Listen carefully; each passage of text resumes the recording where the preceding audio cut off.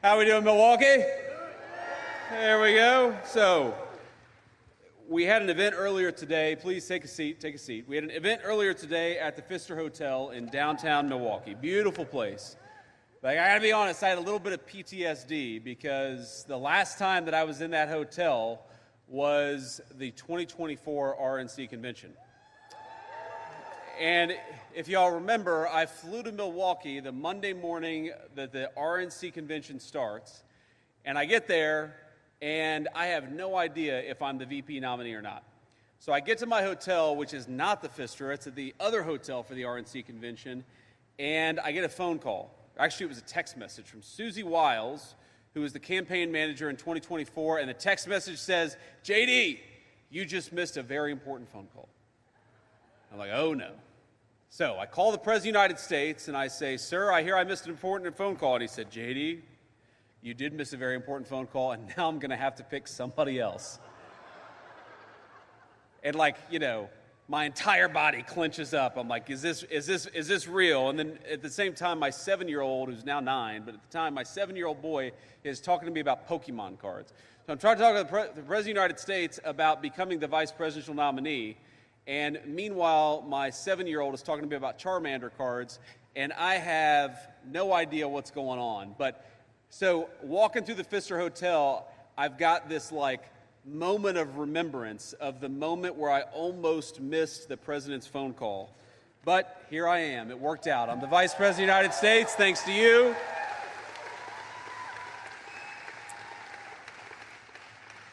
So we're here to talk about fraud. We're here to talk about protecting your taxpayer money, and most importantly, we're here to talk about protecting the programs that exist, that are funded by the generosity of the people in this room, and that ought go to the people they're meant for and not to make fraudsters rich. It's a very, very simple principle. Now, there are a lot of people that I have to thank and make this work possible. And first of all, I've got to thank our great CMS administrator, Dr. Oz. Where is Dr. Oz at? He might be backstage, but Dr. Oz and our team at the Fraud Task Force, Kim Brandt and Scott Brady. Kim and Scott, please give a round of applause to these guys. They have protected more of your money than anybody. Now, we could not have done what we did were it not for the support of our incredible congressional allies. We're going to talk a little bit about the fact that we've saved you all billions and billions of dollars that was going to fraudsters. That's money in your pocket, which is exactly where it belongs. But we couldn't do that without a couple of great congressional representatives, and in particular, I've got to give a shout out to Representative Brian Stile. Where's Brian Stile? Please stand up, man.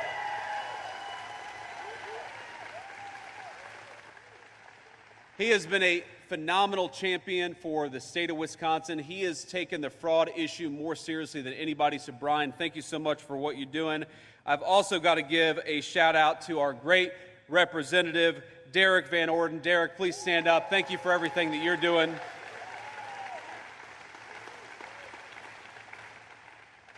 And I got to say, it would be so nice to have a governor in this incredible state, one of the most beautiful states in the union, especially this time of year. I love Wisconsin, or as you guys say, Wisconsin. Love Wisconsin, but we have got to have a governor who takes fraud as seriously as the President of the United States, who's trying to save your money as much as we are in Washington, and that's Tom Tiffany. Tom Tiffany is who we got to elect the next governor.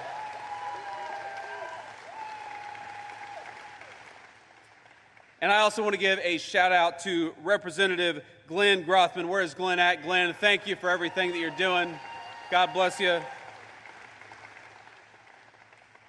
And then Representative Tony Weed. Where is Tony at? Tony, thank you so much, man. So proud of you. And of course, he's a little far away from home, but our representative, or not yet a representative, runner up for North. Look, stand up. Good-looking guy, young guy, is going to make the next great congressman.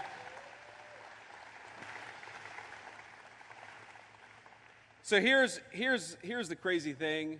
Ladies and gentlemen, we don't have two parties that disagree about tax policy or regulatory policy. We have got a party that is fighting for fraud and a party that is fighting against fraud. And I don't know about you, but how about we give more authority, more power, and more influence to the party that is trying to save your money and send the fraudsters to prison? That's all we're trying to do. Now, let me talk about a few of the things that we've been accomplishing here. So the very day after the State of the Union address, where the president makes me the leader of the anti-fraud task force, what we do is we go about the business of stopping these companies that are set up to provide durable medical equipment. You know, this is hospital beds, oxygen tanks, things like that, things that the American people need, and the Medicare program exists to ensure that our seniors have access to. Now, what happens, though, is that there are people setting up these programs, setting up companies that sell durable medical equipment, and they're not selling a single product, but they are billing for lots of product. Billions and billions of dollars was being billed to you, was being billed to the program that exists to ensure that our seniors have health care. And you know what that means. Number one, the fraudsters were getting rich, but number two, our seniors who desperately needed those resources, who needed the hospital beds and the oxygen tanks, they weren't getting them because the fraudsters were getting rich off the generosity of the American taxpayer. So you know what we did?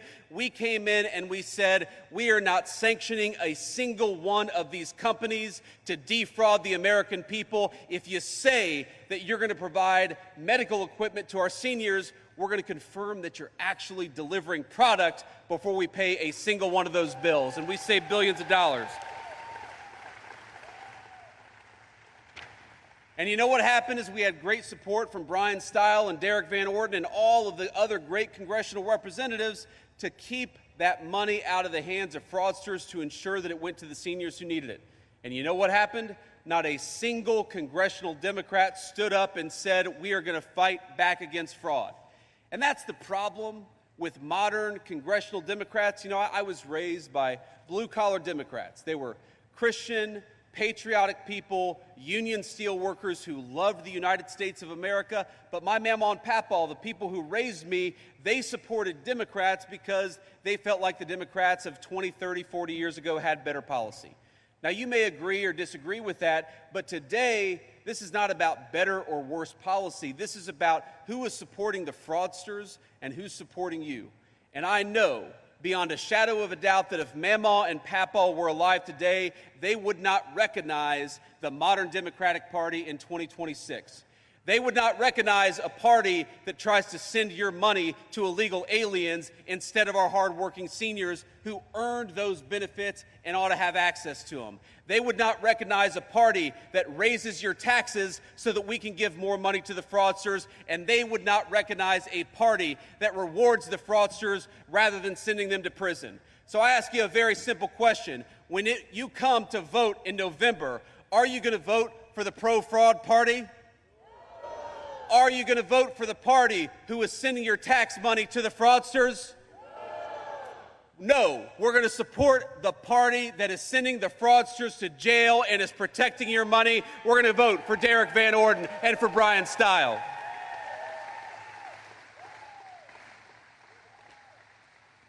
Now, I want to talk about another fraud crackdown, and this is almost hard to believe. But, you know, we have a program called the H-1B visa program. This goes to show how broad-based the fraud task force is we're fighting for your taxpayer money, but we're also making sure that fraudsters don't take advantage of these visa programs. Now, why does this program exist? This is a visa program that was set up to ensure that if you were a brilliant technology person or a brilliant scientist or a brilliant doctor, you could come to the United States and get access to this visa program. But you know what's happening way too much? Is that big corporations and fraudsters overseas are using this program to undercut the wages of American workers. So you know what we're doing in the Trump administration? We're saying no more. If you were trying to take advantage of that visa program, you were not allowed in to the United States of America. Today, I'm proud to announce that the Federal Department of Labor has started dozens of subpoenas and investigations into foreign fraudsters who are trying to take advantage of the H-1B visa program. Here's a simple principle, ladies and gentlemen. American jobs ought to go to American workers and not foreign fraudsters, and the Department of Labor is fighting back against it. Now here, I want to talk about something else here. To my right, to your left. This is a program, again, there is so much fraud, or there was so much fraud in the federal government, we're taking it off of the books. But so much fraud, I didn't even know this program existed, okay? So what is allografts? These are the, skin grafts that people get when they get a wound or they get a burn, a very, very important medical procedure, but a medical procedure that was being radically taken advantage of. So if you go back to 2019, 2020, 2021, you see less than $1 billion is paid for these skin grafts. Again, these are very important procedures for the people who need them. What happens under the Biden administration? All of a sudden, we go from less than $1 billion spent on these skin grafts to $15 billion in 2025. And actually, in 2026, the number was supposed to be $25 billion.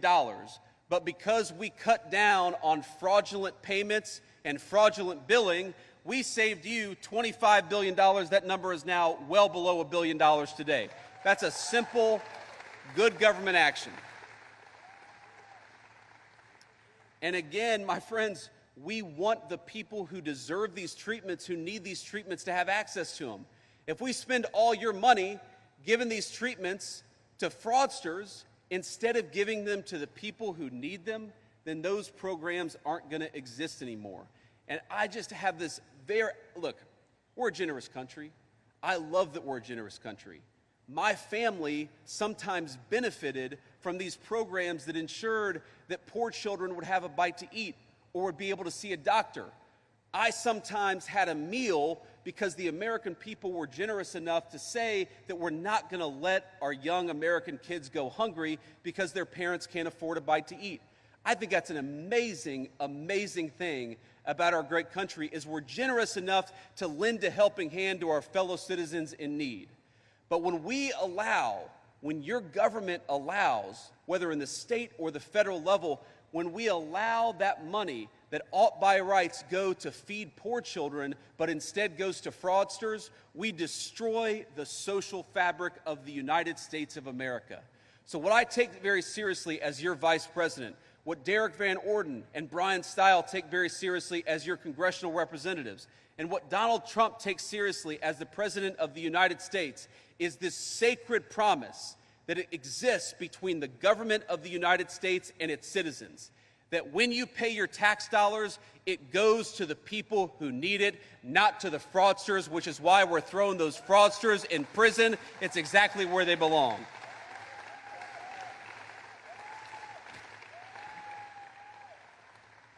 Let me talk about another program. So we have, again, these things that I didn't even know existed until I got into politics. We have a program, an amazing program, to help young mothers. And I care about this very personally. Usha is currently pregnant with baby number 4. She is 37 weeks pregnant, and I appreciate your prayers. I love you, honey, if you're watching at home. But we have a program to ensure that at-risk moms can get the prenatal care that they need. Now, you may not know this, but one of the leading causes of infant mortality in the world is actually not what happens when the baby is born. It's what happens before the baby is born, when the mom can't get the medical treatment she needs, when the mom can't get access to the resources that she needs. Okay, we try to solve that problem.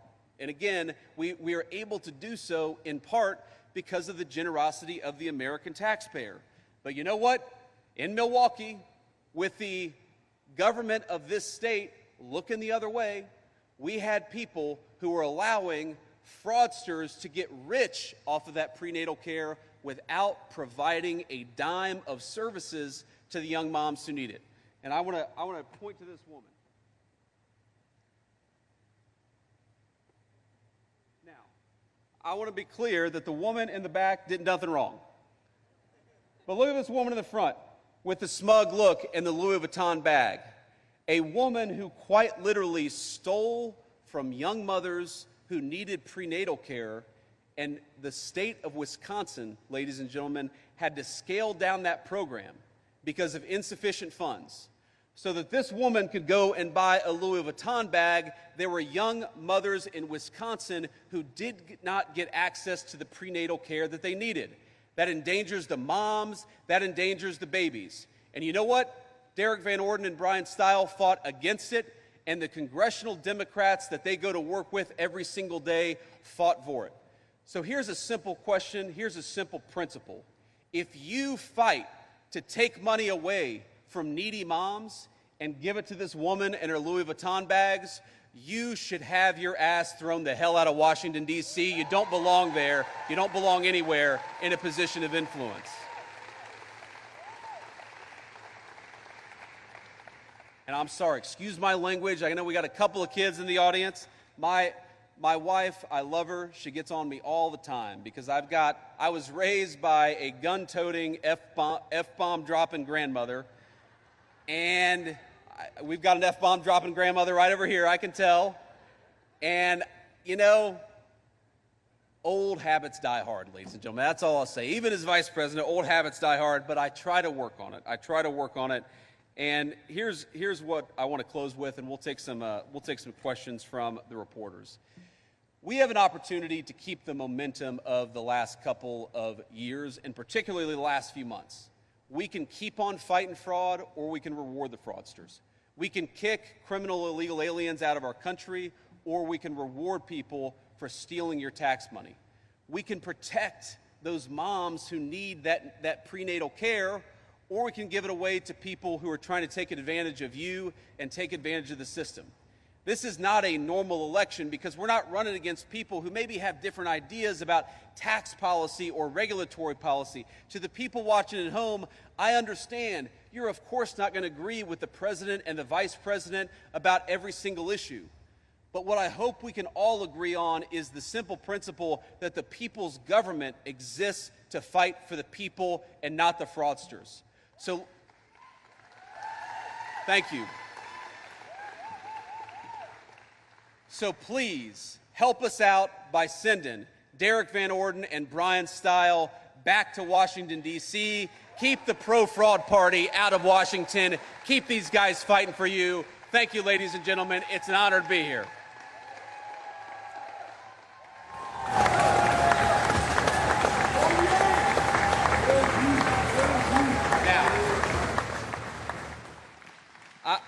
I'm going to take some questions here, but it's funny, you know, sometimes people call, I got to make sure it's not the president. He's over at NATO right now. Okay, it's not the president. But let me start with the local reporters here, and go ahead, guys, and fire away. I'm an open book. I'll answer any question. Mr. Vice President, welcome to Milwaukee. Welcome to Wisconsin. Welcome back. I'm Julia Fellow with 620 WTMJ. You've been overseas. The president is just coming back from Turkey. Memorandum of Understanding. We're looking at gas prices, what's going on with the Strait of Hormuz. The president was saying that he was going to strike tonight, like now. So can you tell us what is going on right now? Where are we with the war in Iran? Yeah, so look, we made a deal with the Iranians, and we had to step back a little bit. Before you even get to the deal, the simple fact is that thanks to the incredible efforts of our amazing U.S. military, to Pete Hegseth and Dan Kane, the President of the United States, just amazing people. But most of all, thanks to the troops, we came into the situation with maximum leverage and maximum strength. Their nuclear program was destroyed. Their conventional military was destroyed. And you've got some people within the Iranian system who are saying, you know what? We want to change our relationship with the United States. We want to turn over a new leaf. And the president said, okay, we will sit down at the table and negotiate and see if the smart people in that system can take over from the crazy people. Well, here's the basic deal that we cut. The basic deal that we cut was, we'll lift our blockade if you stop shooting at ships. But if you shoot at ships, we are going to punch back, and we're going to punch back harder than ever before. That was the deal. They said they would stop shooting at ships, and what happened 24 hours ago? They started shooting at ships again. Now, they were good. They were well behaved for about a week, but then they started shooting at ships. So the deal is very simple. If they shoot at ships, we're going to knock the hell out of them, and it's that simple, and that's the basic way it's going to work.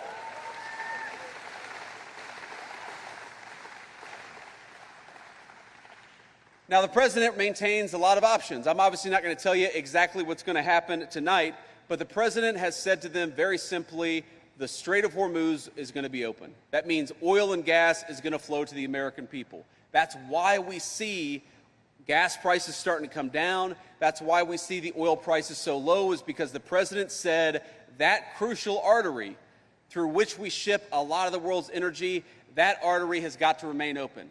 And that is what the Iranians have to know. If they try to close it down, there's going to be a response for the American military. It's that simple. That's the deal. They can either follow it or they can have exactly what happened to them last night. It's just going to keep on happening until they open up that lane and stop shooting at ships. It's simple.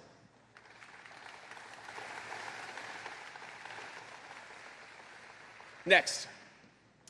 Thank you, Mr. Vice President. Matt Smith from WISN TV in Milwaukee. The president has talked about election fraud as well a lot. Just yesterday, Milwaukee's mayor sent your office a letter saying he would love to meet with you and some election officials here in the city after agents started asking questions and interviewing people about 2020 again.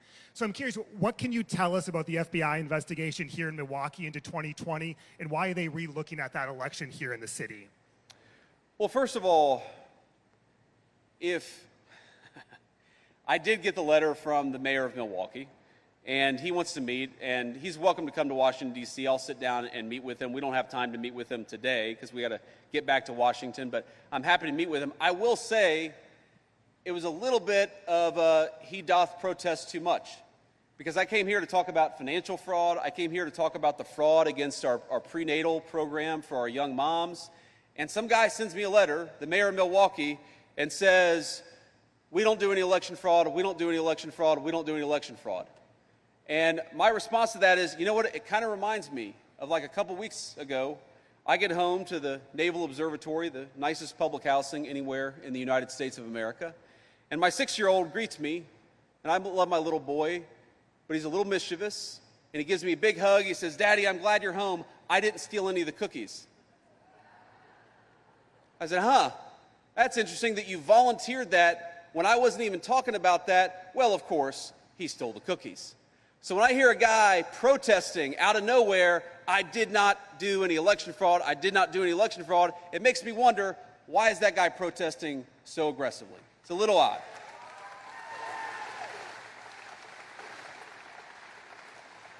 The second thing I'll say is, look, there's, of course, this big debate about how much election fraud happens in the United States of America. You guys know my views. We're not going to settle this here. First of all, any election fraud is too much election fraud in the world's greatest and oldest constitutional republic.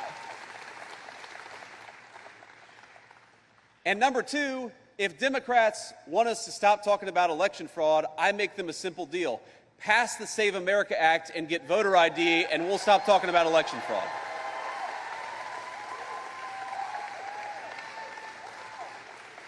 We are the only advanced democracy anywhere in the entire world that doesn't require you to show a voter ID to vote. It's simple. Just give us election integrity laws, give us voter ID, and then we will have the confidence to say to the American people there's no cheating.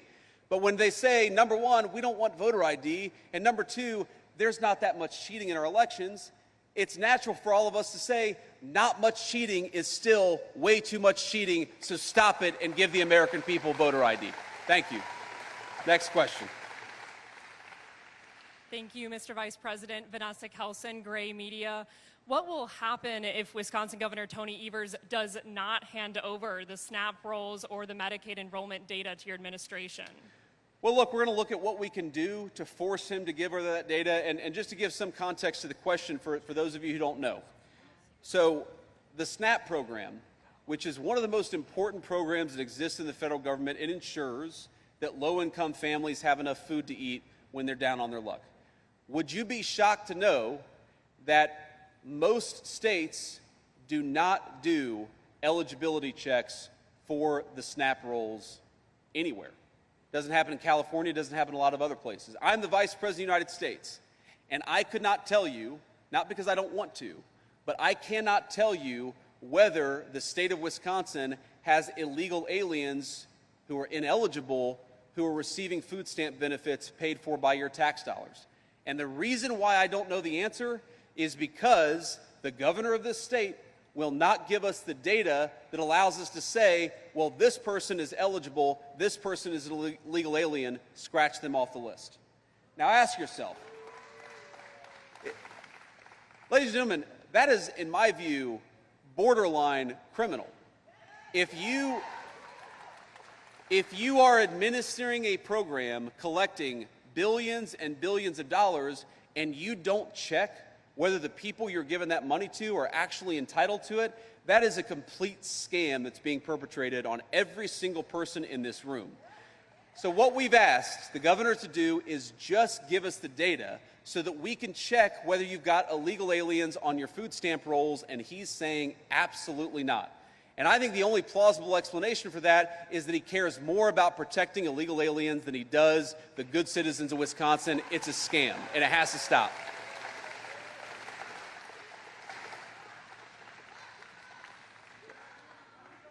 Let's do a couple more questions. Go ahead. Hi, Mr. Vice President. Eliel Liberté, Channel 3 out of Madison. Now, last month, the Wisconsin Department of Justice joined a multi-suit lawsuit against the Trump administration over its implementation of new Medicaid work requirements. Our Attorney General wrote, quote, "The Trump administration is lawlessly trying to restrict access to Medicaid coverage." What's your response?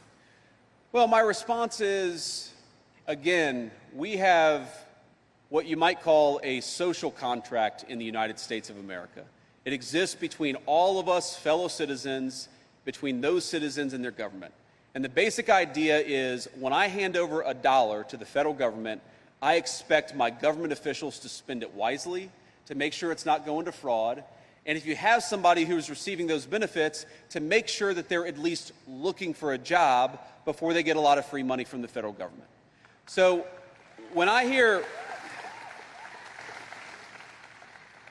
the Attorney General of this state saying that we don't want to confirm that people are looking for work before they receive federal benefits, my natural question is, why are you so against people looking for a job? That's it. We're not saying that we want anybody to go without medical benefits. What we're saying is that we want you, if you're going to receive these benefits, we want you at least to try to find a job. And I think in the same way that every single person in this room and every single tax-paying citizen of Wisconsin hands their money over to the government, it's totally reasonable for them to expect the beneficiaries of that money to at least be looking for work. That's the contract, and if you violate that contract, you shouldn't get a dime of federal money. Why don't we do one more question? Hi, I'm Mary Spicuzza with Milwaukee Journal-Sentinel newspaper. My coworker and I started investigating prenatal fraud here in Milwaukee almost a decade ago, and we noticed that state officials started investigating, federal officials, federal prosecutors. So two-part question, do you think because all those people came together, is that an example of people working together and doing what they're supposed to do? And what do you do now to make sure that the women and babies who are supposed to be getting help are actually getting help? Yeah, so first of all, the most important way to ensure that the people who deserve the help, who need the help, actually get it, is to cut down on the fraud.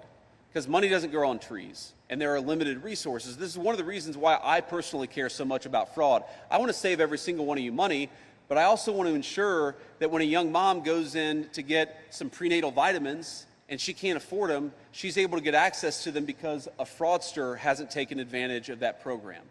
Part of what we're trying to do is to ensure that these programs exist for the next generation. Look, just take one of the biggest federal programs out there, Social Security.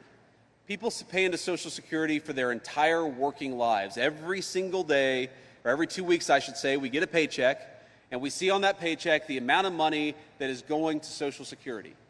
I am worried that if we don't stop sending Social Security checks to illegal immigrants, the people who paid into it for their entire lives are never going to have access to that money. That's a scam. and it's totally unacceptable. So the most important thing we can do to ensure those benefits exist for the people who earned them is to make sure that the fraudsters don't get them, that the American people do.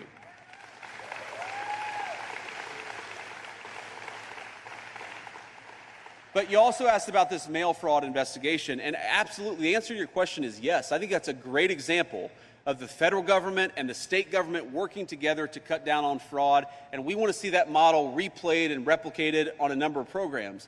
The problem is there are certain programs that, for whatever reason, most, not all by the way, because I'll give great credit to the blue state governors who are working with us, but most blue state governors, if you want to check, for example, whether illegal aliens are getting food stamps, most of them are saying, we're not going to do that. If you want to check if illegal aliens are getting access to Medicaid health benefits, most of the blue state governors are not willing to do that. And I think it's just sad that this should be a bipartisan issue. If you're a Democrat and you believe that Medicaid should exist to provide good health benefits to people who can't afford them, then why don't you want to cut down on the fraud? If you care more about fraud than you do about these health benefits, it starts to make it look that you care more about illegal aliens than you do about the citizens of Wisconsin. That's what it looks like to me.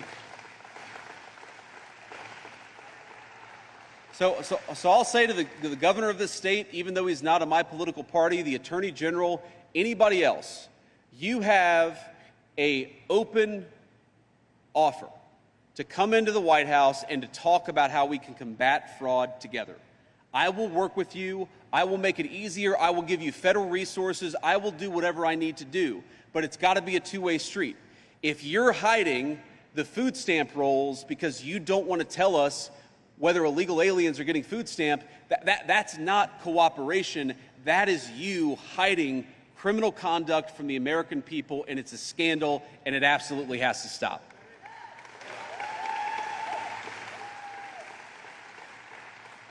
So let me just close here with an observation, and that's that, we're getting into election season, and you all obviously care a lot about politics, and sometimes in election season it starts to feel a little bit like red team and blue team. People look at the fundraising numbers, they read the media stories, they read the scandals, particularly in Maine, if you're into political scandals. Might I recommend a Google search on Graham Plattner? But we ought to remember that this is not red team versus blue team. This is about whether the American people get wise and honest political leadership or whether they are represented by a bunch of crazy people in their Congress. Every 2 years, the American people get to vote on who represents them in the United States Congress and the United States Senate. Every 2 years, we come together as a country and make this determination together. My pitch to the voters out there, especially the voters who haven't made up their minds, on Derek Van Orden, on Brian Stile, on all of our great congressional representatives, it's not that you're going to agree with us every single time. Because nobody, even a committed Republican, is not going to agree with me on every single issue. It's not that we're always going to see eye to eye. What I will tell you is that what separates Derek Van Orden, Brian Stile, and all these great congressional representatives from their Democrat counterparts is that right now the Democrats don't even pretend to be fighting for you. Now, we could disagree, for example, about what should the police department's budget be. That's a reasonable, rational conversation for Republicans and Democrats to have. That's not the conversation that we're having. We're having the conversation about whether we support our police officers, which is what Republicans want to do, or whether we abolish police departments, which is what the Democrats are proposing to do. We can talk about what our exact immigration level should be. Of course, reasonable minds are going to disagree. But that's not the debate that we're having. The Democrats that are running today are running on abolishing ICE and opening up the American southern border. We can disagree. We can disagree about tax policy and what the optimal tax rate should be. That's not what they're doing. The Democrats are running on confiscating your money and giving it to fraudsters and illegal aliens. They openly brag about fighting not for you, but fighting for some of the worst human beings that exist anywhere in the world. This is not a normal election. And so my request to you is not that you say that the vice president is right about every issue. My request to you is that you send people to Washington who are of good character and recognize that you are their boss.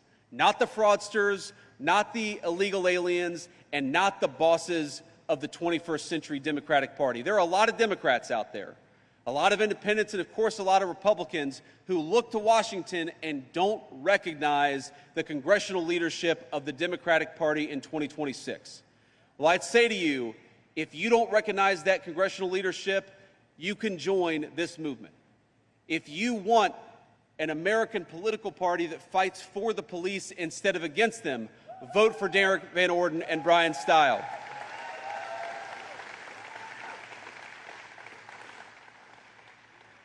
If you want an American political party that cuts your taxes instead of raising your taxes to give it to fraudsters, then you got to support Glenn Grothman and Tony Weed.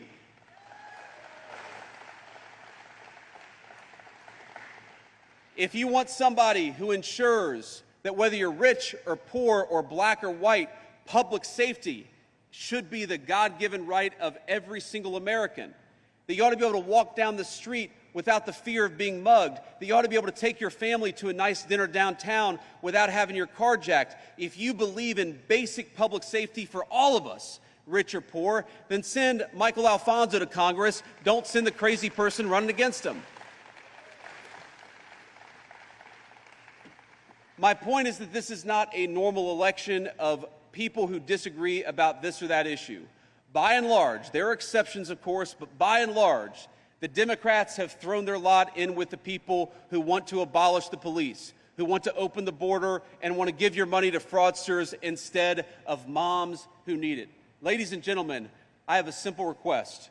When you go to the ballot in November, when you cast your vote, send us people to Washington, D.C. who fight for you and send the crazy people back home where they belong. God bless you, and thank you for having me here in Milwaukee.